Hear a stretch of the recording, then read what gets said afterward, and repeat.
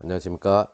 미스터리의 미국 주식 도전하기 미도리입니다. 오늘 아크 ETF 살펴보기는 이리듐 티커 IRTM에 대해서 알아보도록 하겠습니다. 먼저 회사의 개요입니다. 이리듐이란 회사는 2001년 우리가 핸드폰이나 무전기로 유명한 모토로라에서 설립이 되었습니다. 하지만 이후 자금난에 의해서 모토로라가 매각을 하였고 현재는 이리듐 커뮤니케이션에서 운영을 하고 있는 기업입니다. 이리듐의 사업 영역을 살펴보면은 이리듐이라고 이름 지어진 자체 위성을 이용한 위성전화 및 위성통신 서비스이며 아크가 보유하고 있는 ETF는 아크K, 아크Q, 아크X가 되겠습니다. 아크에서 보유하고 있는 총 지분은 0.8%이며 아크X에서 가지고 있는 지분은 4.24%입니다. 보유 순위는 32위이며 아크X에서는 최초 8위로 출발하였으나 현재 7위로 올라가 있는 상태입니다. 시가총액은 53억 9천억이며 기준일 종가로 따졌을 때 약 1억 3,400만 주를 갖다가 보유하고 있습니다. 주가 매출비는 9.24로 약간은 높은 편인데 공매도 비율 같은 경우는 4.65%로 비교적 낮은 편에 속한다고 볼 수가 있습니다. 회사의 유통 주식수는 1억 1,776만 주로 내부자 비율 같은 경우는 12.11%, 기관의 비율은 83.7%, 일반 주주비는 4.19%로 기관의 비율이 비교적 높은 기업이라고 볼 수가 있습니다. 공매도 수량은 현재 480만 주이며 이전에는 368만 주로 공매도 증감률 같은 경우는 플러스 30% 정도 증가한 상태입니다. 베타 계수는 1.18로 비교적 지수를 따라가는 안정적인 기업이며 위험도도 낮은 편이라고 할 수가 있습니다. 다음은 사업의 개요를 살펴보도록 하겠습니다. 이리듐 같은 경우는 좌측 그림에서 보시는 바와 같이 지구상에서 약 650km 고도에서 7개의 위성에 각 11개의 위성을 갖다 띄워서 총 70개의 위성을 올려 지구 어디서나 터지는 휴대전화를 만들려는 목표에서 최초 계획이 시작이 되었습니다. 하지만 77개의 위성을 갖다 띄우는 데는 많은 비용이 들겠죠. 그래서 모토로라가 소유하고 있던 1세대 이 시기에 실제로 위성을 띄운 거는 780km 고도에 7개 궤도에서 각 9개에서 10개의 위성을 올려서 최종적으로 66개의 위성으로 서비스를 한다라는 계획을 가지고선 위성을 발사를 하였습니다. 이렇게 한 이유는 고도를 높이게 되면 각 위성이 가지게 되는 커버리지 반경 자체가 조금 더 넓어지게 되는데 이를 통해서 비용 절감을 갖다가 하려는 것이 목표였습니다. 이 위성들 같은 경우는 2020년 이전에 수명이 종료가 될 그런 계획이었는데 모토로라가 이 시기에 이렇게 위성을 발사하면서 굉장히 많은 돈을 썼죠. 그래서 기업이 약간 파산 직전까지 몰리게 됩니다. 그래서 매각을 갖다 하기 위해 내놨는데 이거의 운영에 다들 약간 난색을 표하다 보니까 매각 비용 자체가 점점 낮아져 갖고 사실 엄청나게 낮은 기업 금액으로 해서 현재 기업이 인수를 하게 되었습니다. 그런데 여기서 가장 이 이리듐이라는 사업에서 가장 큰 돈을 드는 거는 위성을 제작하고 쏘아 올리는 비용인데 이거를 모토로라 측에서 다 이미 부담을 한 상태이기 때문에 현재 이리듐을 갖다 인수한 회사 같은 경우는 최근까지 추가 비용이 없이 이 서비스를 계속 운영을 갖다가 해왔다고 볼 수가 있습니다. 하지만 2022년 이전에 수명이 종료되다 보니 이 위성들을 전부 폐기하고 새로운 위성을 갖다 발사해야 되는 그런 문제에 당면하게 됐는데 이 때문에 많은 사람들 같은 경우는 이리듐이 또다시 모토로라 때와 마찬가지로 파산을 하지 않을까 걱정을 했었는데 이 문제가 일론 머스크의 스페이스X 프로젝트 때문에 탈출구를 갖다 찾게 됩니다. 그래서 2세대 위성을 갖다가 최근에 발사하기 위해서 2세대 같은 경우는 이리듐 넥스트라는 이름을 지어가지고서 발사를 시작을 하였는데 고도는 똑같이 780km 고도에 7개 궤도 각 10개씩 총 75개 위성 숫자가 더 늘었습니다. 예비 5개를 포함한다고 해도 이렇게 해서 서비스를 한다는 계획을 가지고 2017년 1월부터 1차 발사를 시작해서 2019년 1월에 모든 2세대 위성의 발사를 마치게 되었습니다. 이렇게 된 거에는 방금 말씀드린 것처럼 스페이스X에서 발사하는 팔콘 9 로켓을 통해서 하였는데 한 번에 한 개의 위성을 발사하는 게 아니라 한 번에 10개씩의 위성을 발사하였다 보니까 비용 절감 효과가 굉장히 크게 나서 크게 자금의 문제가 없이 모든 위성을 2세대 위성으로 교체를 하는 것에 성공을 하게 되었습니다. 우리가 이제 이리듐에 대해서 알아보기 위해서는 이제 위성 통신이 어떻게 이루어지는지 간단한 개념이 좀 필요한데, 사람들에게 이제 흔히 알려져 있는 위성은 GPS겠죠. 우리의 핸드폰이라든가 이런 걸 이용해서 이제 위치 추적을 하게 되는 그런 이제 GPS 위성인데, GPS 위성 같은 경우는 지구에서 고도 2800km, 굉장히 높은 높이입니다. 이곳에서 32개의 위성을 갖다가 사용하여서 위치를 갖다가 측정을 하는데, 이렇게 높은 위치에 이 정도 숫자의 위성이 있다 보니까 남북극을 포함한 지구상의 모든 위치를 갖다가 커버리지 반경으로 가지고 있다는 그런 장점이 있죠. 그런데 문제는 이렇게 높게 되면은 통신의 속도가 굉장히 저하되게 됩니다. 그래서 이리듐 같은 경우는 780km라고 하는 저고도에다가 75개, 훨씬 더 많은 숫자의 위성이죠. 위성을 띄우다 보니까 조금 더 촘촘하게 위성들이 위치하게 됩니다. 어, 이 이리듐을 얘기하다 보면은 이제 일론 머스크의 스타링크에 대해서 우리가 좀 알아봐야 될 게 있는데, 스타링크 같은 경우는 이리듐보다 조금 더 낮은 550km 내외의 고도에다가 최종적으로는 42,000개의 위성을 띄운다라고 하는 계획을 가지고 있습니다. 물론 지금은 엄청나게 이 근처의 숫자에도 가지 못한 그 위성을 띄우는 상태였죠. 이 위성까지를 갖다 이 42,000개를 전부 띄우려고 하면은 시간이 아직도 한참 필요할 것으로 보입니다. 어쨌든 간에 이 위성 통신을 하기 위해서는 A라는 사람과 B라는 사람이 있을 때, 우리가 일반적인 핸드폰 통신을 할 때는 중간에 중계기를 갖다 이용을 해갖고 통화를 하면 됩니다. 하지만 중간이 바다 같은 거로 되어 있으면은 중계기가 없겠죠. 이럴 때 위성을 이용해서 접속을 하고, 이 사람 또한 위성에 접속을 하고, 가장 가까운 위성에 각자 접속을 합니다. 그 상태에서 서로 연결을 하는데, 거리가 멀다 보니까 중간에 있는 위성들을 중계기 역할을 하여 갖고 통신을 하는 방식인데, 이러다 보니까 우리가 뉴스 같은 걸 보게 되면 해외 특파원들하고 할 때, 이 기자 들리십니까? 라고 물어보게 되면은 한 2초 정도 있다가 예, 잘 들립니다 라고 대답을 하는 걸 볼 수가 있습니다. 이것을 이제 지연 시간, 레이턴시라고 부르는데, 지금 현재 이리듐 같은 경우가 1초에서 한 2초, 3초 정도의 짧은 레이턴시를 갖다 가지고 있습니다. 일반적으로 약간의 딜레이는 우리가 느낄 수가 있지만 통화는 가능한 상태이죠. 하지만 이보다 2배 이상 높거나 GPS 위성과 비슷한 위치까지 올라가게 되면은 레이턴시가 급격히 증가를 하게 됩니다. 여기서 무엇을 물어보고 대답을 들을 때까지 현재는 뭐 1초에서 3초 이내인데, 10초에서 30초 정도의 레이턴시가 더 높은 위치에 있으면은 걸릴 수가 있다라는 이야기가 되겠죠. 그러다 보니까 요 정도 위치가 현재로서는 가장 적절한 고도인데, 이거보다 후발주자들은 훨씬 더 높은 위치를 갖다가 가지게 돼서 위성통신으로서 조금 약점을 가지고 있습니다. 또 하나, 이 위성전화를 쓰기 위해서는 요새 핸드폰, 스마트폰에서는 보기 힘든데 이렇게 안테나, 지향성 안테나라고 부릅니다. 이 지향성 안테나를 가지고 있어야 되는데, 자, 이 안테나가 항상 위성의 방향과 일치가 되어야 됩니다.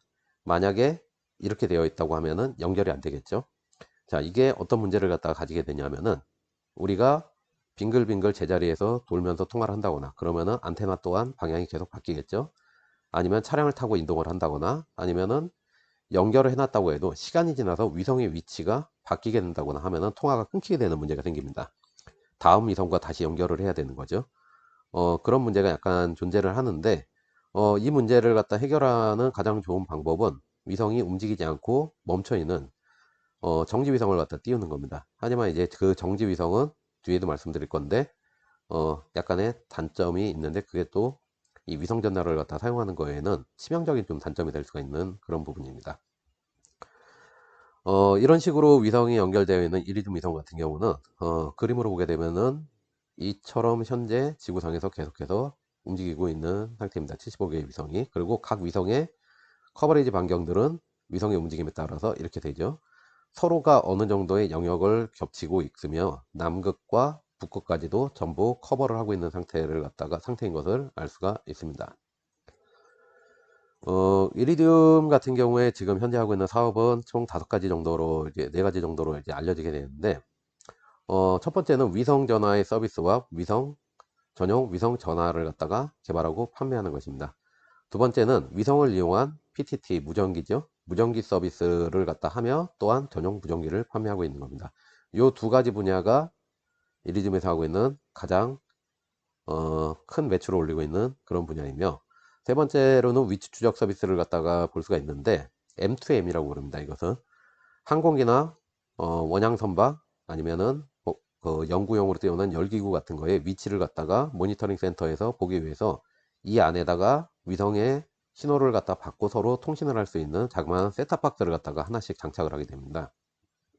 자, 이 부분의 서비스를 하고 있는데 이 부분 같은 경우는 약간의 경쟁자들이 있는 상태이고, 위성 통신을 이용해서 이제 데이터 서비스 인터넷 또한 하고 있는데 설계 속도는 1400kbps로 설계가 되어 있습니다. 지금 뭐 우리가 사용하고 있는 인터넷에 비하면 굉장히 느린 속도인데, 사실 이리듐이 처음에 계획이 되던 시절로 돌아가게 되면은 이 속도가 그렇게 느린 속도가 아니었습니다. 설계 속도 자체가.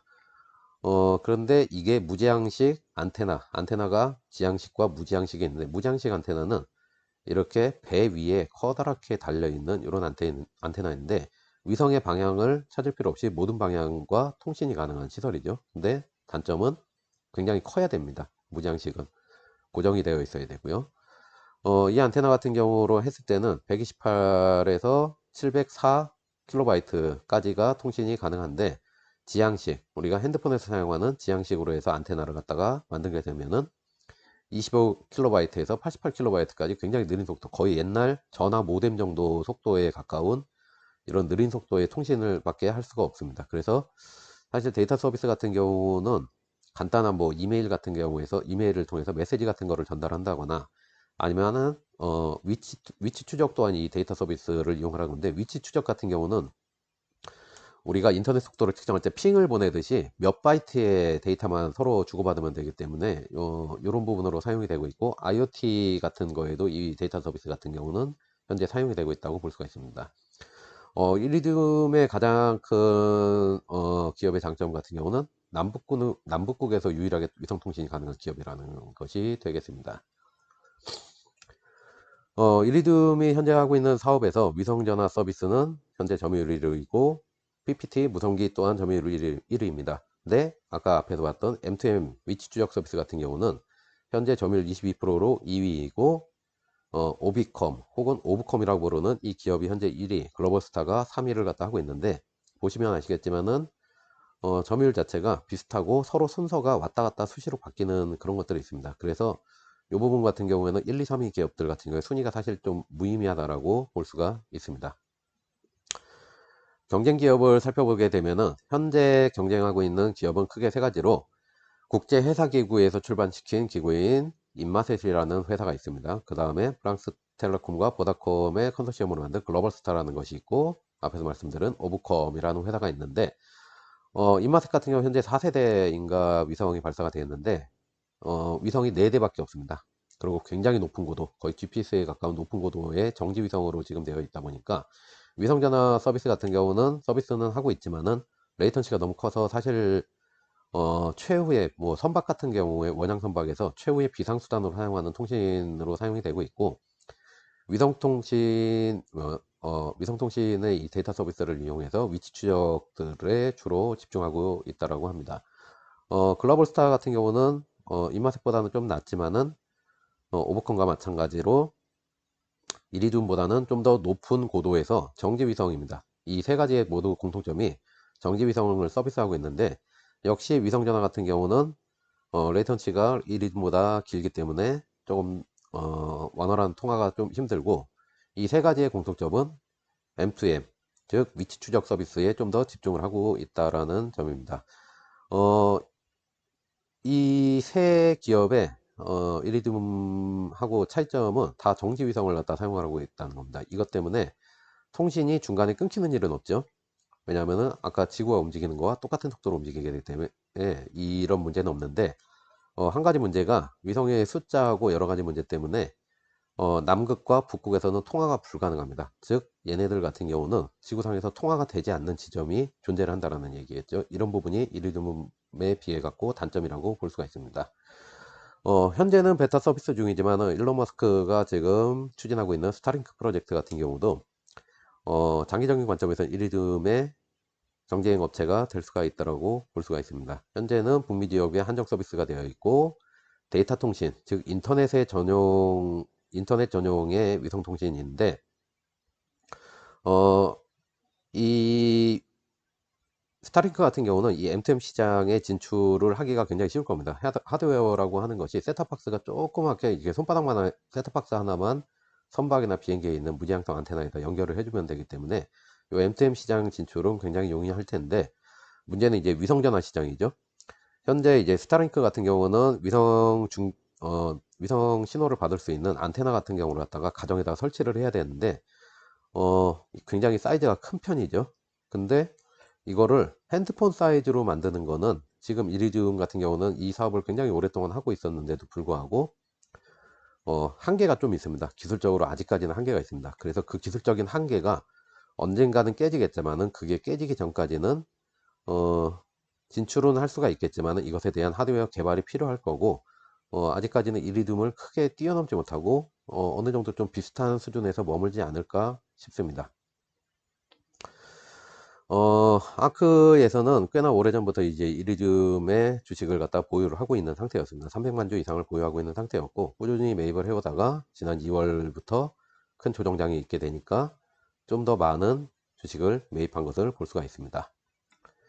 아크의 최고 매입가는 최근 아크엑스에서 한 40.19달러이며 최저 매입가는 25달러로 알려져 있습니다. 보유 주식수는 435만 주 가량 되며 평균 단가 기준으로 따지면은 1억 2,388만 달러 정도가 됩니다.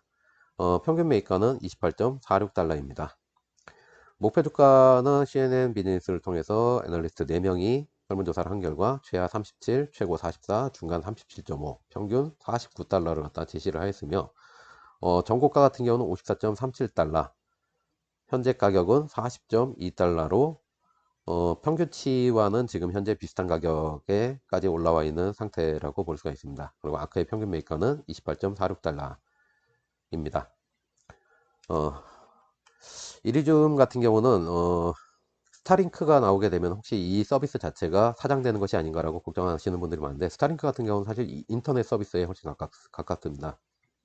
그리고 이리듐 같은 경우는 위성 전화를 이용한 통신 서비스에 가깝죠. 그래서 두 기업 같은 경우는 사업 분야가 서로 다르기 때문에 최소 5년에서 10년 이상은 두 기업이 나란히 각자의 사업을 갖다 지속을 갖다 할 텐데, 소형 통신 단말기에서 위성 신호를 잡을 수 있는 기술 자체가 어느 한순간에 비약적으로 발전이 되게 되면 아마 그때쯤 가갖고 두 기업이 경쟁을 하지 않을까 싶습니다. 지금까지 시청해 주셔서 감사합니다.